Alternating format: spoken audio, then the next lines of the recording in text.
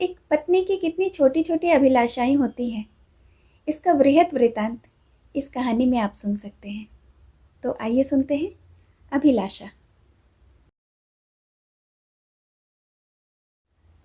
कल पड़ोस में बड़ी हलचल मची। एक पान वाला अपनी स्त्री को मार रहा था।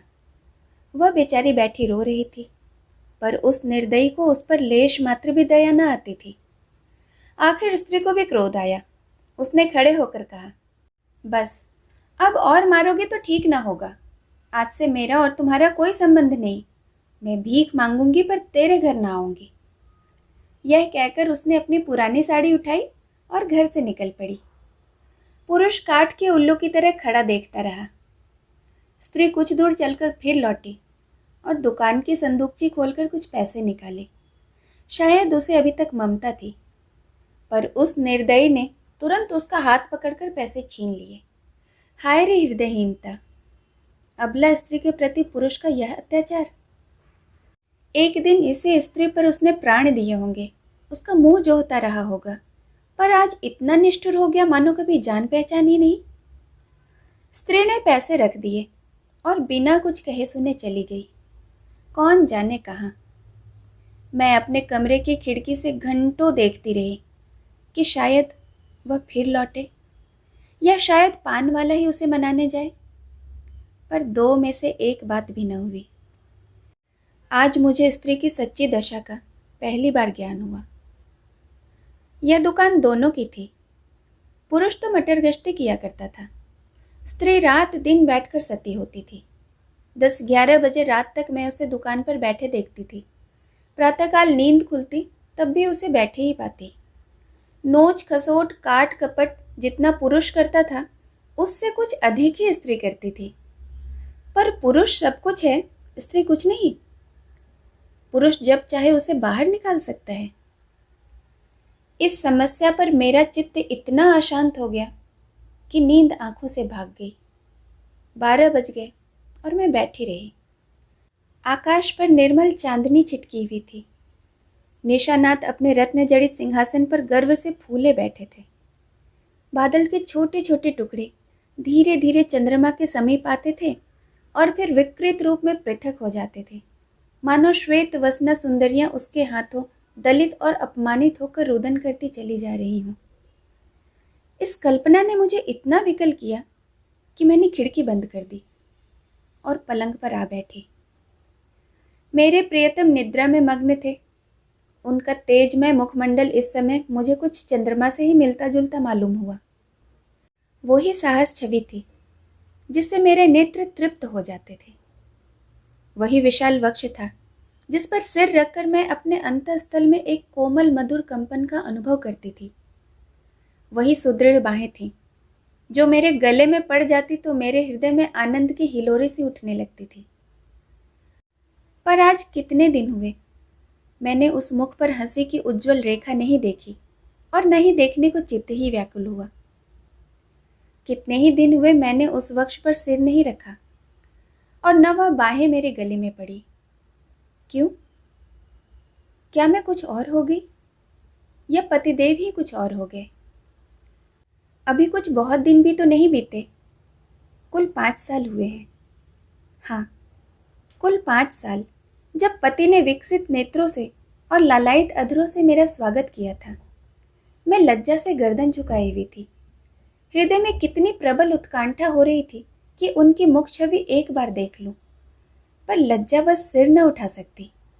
आखिर एक बार मैंने हिम्मत करके आंखें उठाई और यद्यपि दृष्टि आधे रास्ते से ही लौट आई, तो भी उस अर्ध दर्शन से जो मुझे आनंद मिला, क्या उसे मैं कभी भूल सकती हूँ? वह चित्र अब भी मेरे हृदय पट पर खिंचा हुआ है। जब भी उसका स्मरण आ जाता है, हृदय पुलकित हो जाता है। उस आनंद स्मृति में अब भी वही गुदगुदी, वही सनसनी है। लेकिन अब दिन रात उस छवि के दर्शन करती हूँ। उषा काल, प्रातः काल, मध्याह्न काल, संध्या काल, निशा काल, 8 पहर उसको देखती हूँ, पर हृदय में गुदगुदी नहीं होती। वह मेरे सामने खड़े मुझसे बातें किया करते हैं और मैं क्रोशिया की ओर देखती रहती हूँ। जब वह घर से निकलते थे तो मैं द्वार पर आकर खड़ी हो जाती थी, और जब वह पीछे फिरकर मुस्कुरा देते थे तो मानो मुझे स्वर्ग का राज्य मिल जाता था। मैं तीसरे पहर कोठे पर चढ़ जाती और उनके आने की बाट जोहती थी। उनको दूर से आते देख मैं उन्मत्त से होकर नीचे आती और द्वार पर जाकर उनका अभिवादन करती। पर अब मुझे यह भी नहीं मालूम होता कि वह कब आते हैं कब जाते हैं। जब द्वार बंद हो जाता है तो समझ जाती हूँ कि वह चले गए, और जब द्वार खुलने की आवाज़ आती है तो समझ जाती हूँ कि आ गए। समझ में नहीं आता कि मैं ही कुछ और हो गई या पतिदेव ही कुछ और हो गए। तब वह घर में बहुत ना आते थे। जब उनकी आवाज़ कानों में आ जाती तो मेरे देह में बिजली सी दौड़ जाती थी। उनकी छोटी छोटी बातों, छोटे छोटे कामों को भी मैं अनुरक्त मुग्ध नेत्रों से देखा करती थी। वह जब छोटे लला को गोद में उठाकर प्यार करते थे, जब टॉमी का सिर थपथपाकर उसे लिटा देते थे, जब बूढ़ी भक्तिन को चिढ़ाकर भाग जाते थे, जब बाल्टियों में पानी भर भर कर पौधों को सींचते थे, तब यह आंखें उसी ओर लगी रहती थीं। पर अब वह सारे दिन घर में रहते हैं, मेरे सामने हंसते हैं, बोलते हैं, मुझे कुछ खबर भी नहीं होती। न जाने क्यों। एक दिन उन्होंने फूलों का एक गुलदस्ता मेरे हाथों पर रख दिया था और मुस्कुराए थे। वह प्रणय का उपहार पाकर मैं फूली न समाई थी। केवल थोड़े से फूल और पत्तियां ही तो थी, पर उन्हें देखने से मेरी आंखें किसी भांति तृप्त न होती थी। कुछ देर हाथ में लिए रही, फिर अपनी मेज पर फूलदान में रख दिया। कोई काम करती होती तो बार बार आकर उस गुलदस्ते को देख जाती। कितनी बार उसे आंखों से लगाया, कितनी ही बार उसे चूमा, पर कोई 1,00,000 रुपए देता तो भी मैं उसे न देती। उसकी एक एक पंखुड़ी मेरे लिए एक एक रत्न थी। जब वह मुरझा गया तो मैंने उठाकर उसे अपने बक्स में रख दिया था। तब से उन्होंने मुझे हजारों चीजें उपहार में दी हैं, एक से एक रत्न जड़ित आभूषण, एक से एक बहुमूल्य वस्त्र, और गुलदस्ते तो प्रायः नित्य ही लाते हैं। लेकिन इन चीजों को पाकर वह उल्लास नहीं होता। मैं उन चीजों को पहनकर आईने में अपना रूप देखती हूँ और गर्व से फूल उठती हूँ। अपनी हमजोलियों को दिखाकर अपना गौरव और उनकी ईर्ष्या बढ़ाती हूँ। बस अभी थोड़े ही दिन तो हुए हैं, उन्होंने मुझे चंद्रहार दिया है।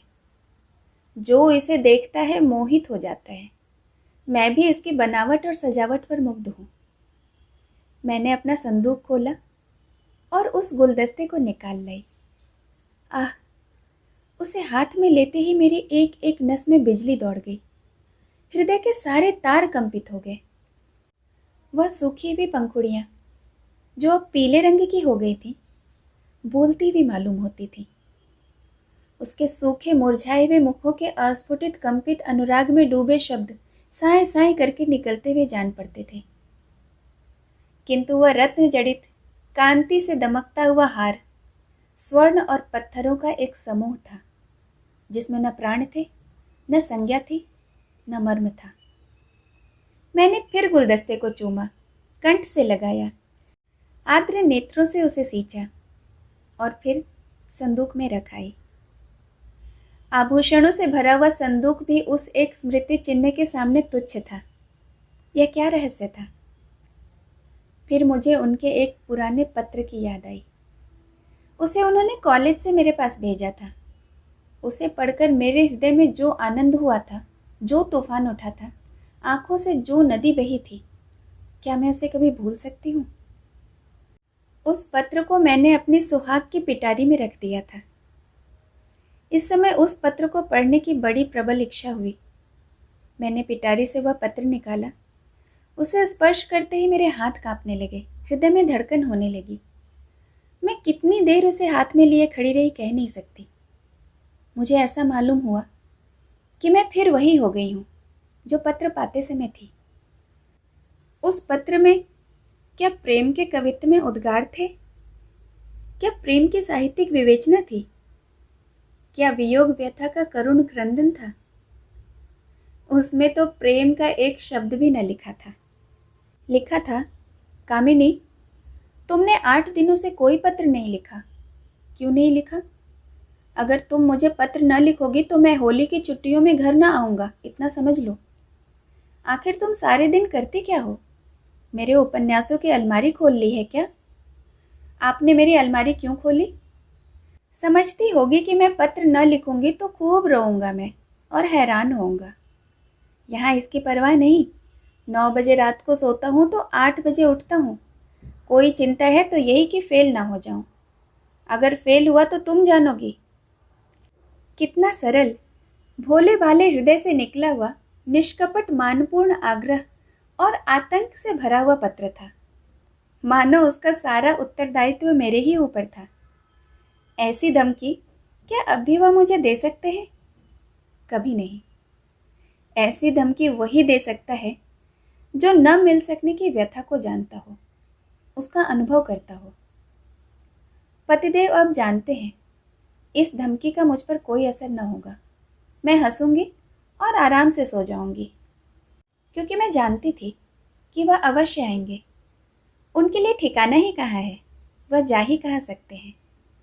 तब से उन्होंने मेरे पास कितने ही पत्र लिखे। 2 दिन को भी बाहर जाते तो एक पत्र जरूर भेजते, और जब 10-5 दिनों को जाते तो नित्य प्रति एक पत्र आता। पत्रों में प्रेम के चुने हुए शब्द, चुने हुए वाक्य, चुने हुए संबोधन रहते। मैं उन्हें पढ़ती और एक ठंडी सांस लेकर रख देती। हाय, वह हृदय कहाँ गया? प्रेम के इन निर्जीव भावशून्य कृत्रिम शब्दों में वह अभिन्नता कहाँ है? वह रस कहाँ है? वह उन्माद कहाँ है? वह क्रोध कहाँ है? वह झुंझलाहट कहाँ है? उनमें मेरा मन कोई वस्तु खोजता है, कोई अज्ञात, अव्यक्त, अलक्षित वस्तु, पर वह मिलती नहीं। उनमें सुगंध भरी होती है। पत्रों के कागज आर्ट पेपर को मात करते हैं, पर उनका यह सारा बनाव श्रृंगार किसी गत यौवना नायिका के बनाव श्रृंगार के सदृश ही लगता है। कभी कभी तो मैं पत्रों को खोलती भी नहीं, जानती हूँ उनमें क्या लिखा होगा। उन्हीं दिनों की बात है, मैंने तीजे का व्रत किया था। मैंने देवी के सम्मुख सिर झुकाकर वंदना की थी कि देवी, मैं तुमसे केवल एक वरदान मांगती हूँ। हम दोनों प्राणियों में कभी विच्छेद न होने पाए, और मुझे कोई अभिलाषा नहीं। मैं संसार की और कोई वस्तु नहीं चाहती। तब से 4 साल हो गए हैं और हम में एक दिन के लिए भी विच्छेद नहीं हुआ। मैंने तो केवल एक वरदान मांगा था। देवी ने वरदानों का भंडार ही मुझे सौंप दिया। पर आज मुझे देवी के दर्शन हो तो मैं उनसे कहूँ कि तुम अपने सारे वरदान ले लो, मैं इनमें से एक भी नहीं चाहती। मैं फिर वही दिन देखना चाहती हूँ जब हृदय में प्रेम की अभिलाषा थी। तुमने सब कुछ देकर मुझे उस अतुल सुख से वंचित कर दिया। जो अभिलाषा मेरे मन में थी वह पूर्ण न हुई। मैं आपकी देवी से वह दिन दिखाने की प्रार्थना करूं जब मैं किसी निर्जन जलतल और सघन वन में अपने प्रियतम को ढूंढती फिरूं। नदी की लहरों से कहूं कि तुमने मेरे प्रियतम को देखा है। वृक्षों से पूछूं कि मेरे प्रियतम कहाँ गए। क्या वह सुख मुझे कभी प्राप्त न होगा? उसी समय मंद शीतल पवन चलने लगा। मैं खिड़की के बाहर सिर निकाले खड़ी थी। पवन के झोंके से मेरे केश की लटें बिखरने लगी। मुझे ऐसा आभास हुआ मानो मेरे प्रियतम वायु के इन उच्छ्वासों में है। फिर मैंने आकाश की ओर देखा। चांद की किरणें चांदी के जगमगाते तारों की भांति आंखों से आंख मिचौली खेल रही थी। आंखें बंद करते समय सामने आ जाती, आंखें खोलते ही अदृश्य हो जाती थी। मुझे उस समय ऐसा आभास हुआ कि मेरे प्रियतम उन्हीं जगमगाते तारों पर बैठे आकाश से उतर रहे हैं। उसी समय किसी ने गाया, अनोखे से नेही के त्याग, निराले पीड़ा के संसार, कहाँ होते हो अंतर ध्यान, लुटा के सोने सा प्यार, लुटा के सोने सा प्यार। यह पद मेरे मर्म स्थल को तीर की भांति छेदता हुआ कहाँ चला गया नहीं जानती। मेरे रोए खड़े हो गए, आंखों से आंसुओं की झड़ी लग गई। ऐसा मालूम हुआ जैसे कोई मेरे प्रियतम को मेरे हृदय से निकाले लिए जाता है। मैं जोर से चिल्ला पड़ी। उसी समय पतिदेव की नींद टूट गई। वह मेरे पास आकर बोले, क्या तुम अभी चिल्लाई थी? अरे, तुम तो रो रही हो, क्या बात है? कोई स्वप्न तो नहीं देखा? मैंने सिसकते हुए कहा। रोऊं न तो क्या हंसूं? स्वामी ने मेरा हाथ पकड़कर कहा, क्यों? रोने का कोई कारण, या यूं ही रोना चाहती हो? क्या मेरे रोने का कारण तुम नहीं जानते? मैं तुम्हारे दिल की बात कैसे जान सकता हूं? तुमने जानने की चेष्टा भी नहीं की है। मुझे इसका सान गुमान भी न था कि तुम्हारे रोने का कोई कारण हो सकता है। तुमने तो बहुत कुछ पढ़ा है, क्या तुम भी ऐसी बातें कर सकते हो? स्वामी ने विस्मय में पढ़कर कहा, तुम तो पहेलियां बुझवाती हो। क्यों? क्या तुम कभी नहीं रोते? मैं क्यों रोने लगा? तुम्हें अब कोई अभिलाषा नहीं? मेरी सबसे बड़ी अभिलाषा पूर्ण हो गई है, अब तो मैं और कुछ नहीं चाहता। यह कहते हुए पतिदेव मुस्कुराए और मुझे गले से लिपटा लेने को बढ़े। उनकी यह हृदयहीनता इस समय मुझे बहुत बुरी लगी। मैंने उन्हें हाथों से पीछे हटाकर कहा, मैं इस स्वांग को प्रेम नहीं समझती। जो कभी रो नहीं सकता वह प्रेम नहीं कर सकता। रुदन और प्रेम दोनों एक ही रेत से निकलते हैं। उसी समय फिर उसी गाने की ध्वनि सुनाई दी। अनोखे से नेही का त्याग, निराले पीड़ा के संसार, कहाँ होते हो अंतर ध्यान, लुटा के सोने सा प्यार, लुटा के सोने सा प्यार। पतिदेव की वह मुस्कुराहट लुप्त हो गई। मैंने उन्हें एक बार कांपते देखा। ऐसा जान पड़ा उन्हें रोमांच हो रहा है। सहसा उनका दाहिना हाथ उठकर उनकी छाती तक गया। उन्होंने लंबी सांस ली। उनकी आंखों से आंसू की बूंदें निकलकर गालों पर आ गई।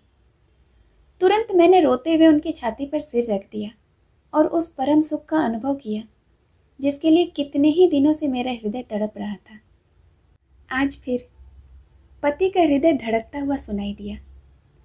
आज उनके स्पर्श में फिर वही स्फूर्ति का ज्ञान हुआ। अभी तक उस पद के शब्द मेरे हृदय में गूंज रहे थे, कहाँ होते हो अंतर ध्यान, लुटाकर सोने सा प्यार, लुटाकर सोने सा प्यार। आपकी जानकारी के लिए बता दूं कि यह पद महादेवी वर्मा की कविता का एक पद है। कहानी यहीं तक थी। धन्यवाद।